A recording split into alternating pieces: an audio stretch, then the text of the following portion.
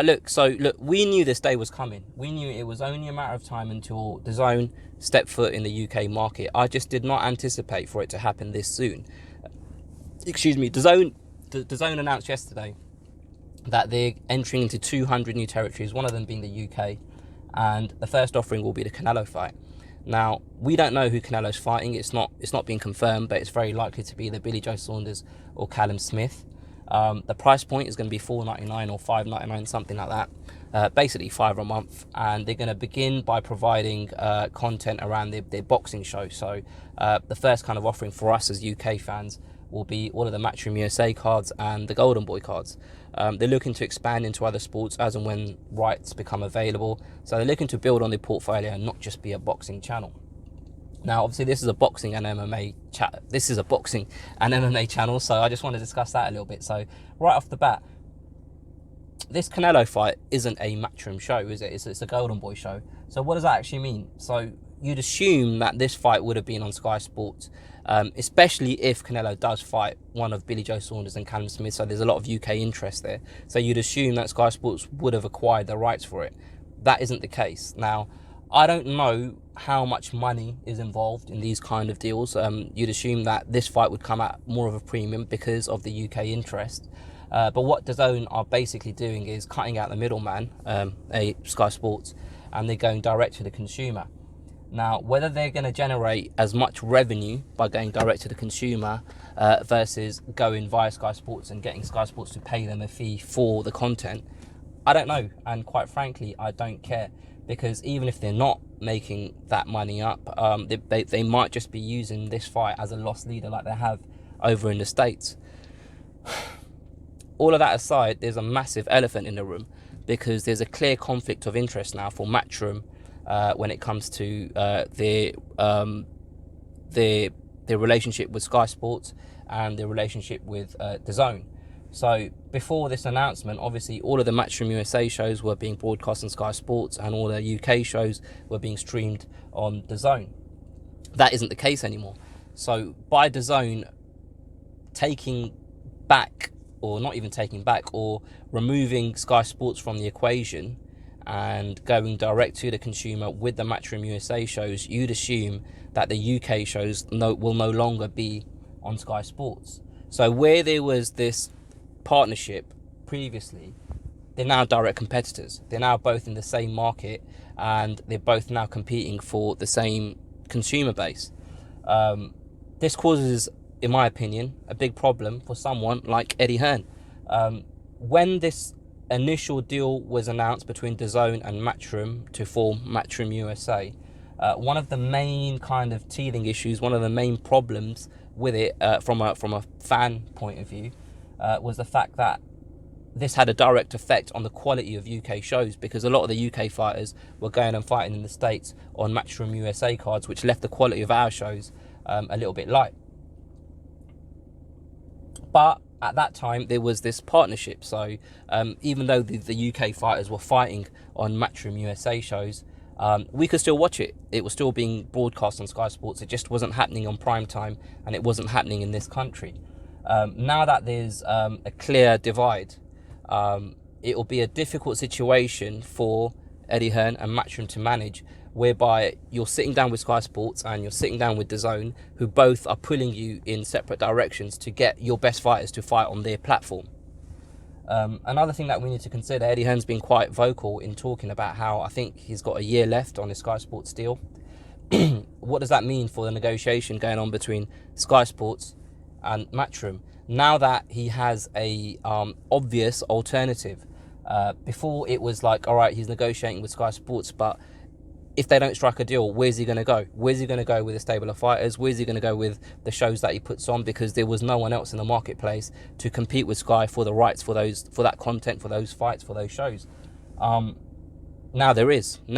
So what does that mean for Sky Sports? Sky Sports themselves, what does it mean for them? They have a huge team currently in place. They have personalities, ex-fighters, pundits, commentators are exclusive to Sky. If Matchroom end up going with DAZN when it comes to boxing come the end of this year, or however long they have on this current deal, what does that mean for Sky Sports? Will they just completely remove themselves from boxing? You have to remember, Sky Sports have lost a number of different sports to different content providers over the years. They've lost Champions League rights to BT. They've lost WWE to BT. They've lost a lot of Premier League rights to different kind of companies, BT and Amazon, etc. So Sky Sports offering has become light over the years. And one of the kind of, for me personally, and this might be biased because I'm a fan, one of the main things that they kind of excelled in, one of the main sports, was boxing. Matchroom distribute a number of sports via Sky Sports, not just boxing. They have darts, they have fishing, they have pool, I think they have bowling. Obviously, a lot of those sports are kind of obscure and kind of niche. Darts is kind of the only other sport that Matchroom provide Sky Sports content with that is kind of more mainstream and kind of gets the casual audience in. The other thing you have to consider is if you're a fighter, what does that mean for you? Now, Sky Sports has a built-in audience, and if you're an up-and-coming fighter and you're looking to kind of raise your profile and kind of gain some traction and get a fan base and get notoriety amongst the kind of your target audience, Sky Sports is the perfect platform to do that in. They have a 24/7 news channel. If you're fighting, they're going to be talking about it. They have a lot of kind of shoulder programming on kind of online, etc. I've moaned about it in the past, but they do have a footprint in those different areas. If all of that is removed and it goes onto a online streaming platform, what does that mean for you as a fighter and your ability to generate revenue outside of the sport? I'm talking about just, sponsorship, kind of endorsement deals, etc. There's a load of different connotations. For me personally, one of the things that I'm interested to see, and one of the things that I'm kind of keeping an eye on in terms of how this unfolds is from May onwards, what do UK shows look like? I'm guessing Sky are going to put their foot down, and I'm guessing Sky are going to be more strict isn't the right word, but I think they're going to be more adamant that UK fighters fight in the UK and not in Matchroom USA shows. But how can they stop fighters from doing that if they're not going to match the kind of money they can earn fighting in the States? I mean, this isn't really giving you guys much information. It's just kind of me talking out loud and thinking out loud about how this affects us as fans, how this affects the different broadcasters involved.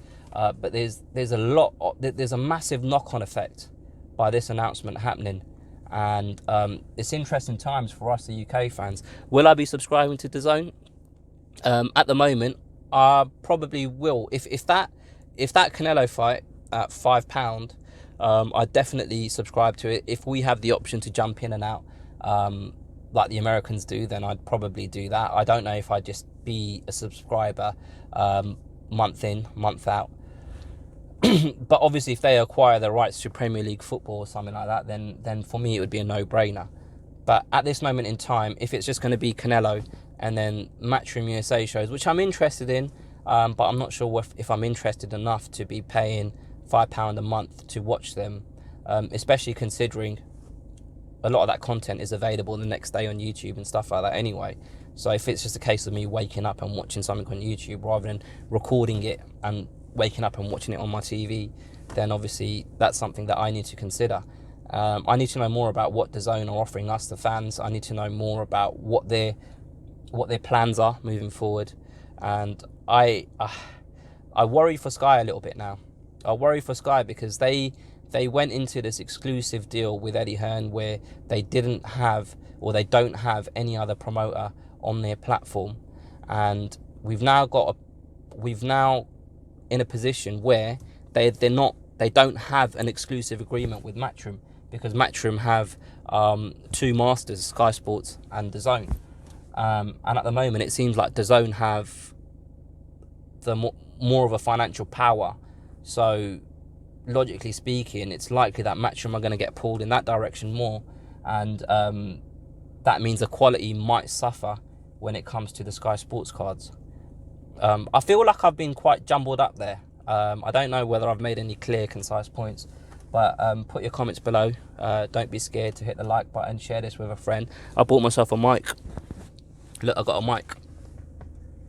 So I'm professional now, even though I sit in my car on my lunch break making videos talking to myself. I'm in a B&Q car park and people probably think I'm a proper weirdo. But anyway, I'm going to go and buy myself a sandwich. If you've enjoyed this, subscribe, like, share, all of that bullshit. I'll catch you guys next time.